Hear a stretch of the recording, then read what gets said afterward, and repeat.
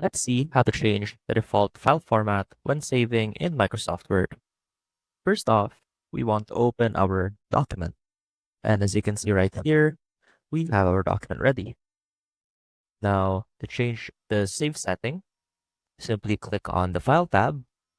Now, click on Options, and that will open up this window. Now, under Save, you will see this option to save files in this particular format. So currently, we have it on .docs, which is the default format to which Microsoft Word saves its documents. Now let's say that we want to change it into an older version of Microsoft Word, such as .doc.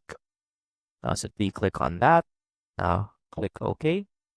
And now whenever you save your document, it will automatically be saved as .doc. I hope this helped, and I will see you soon.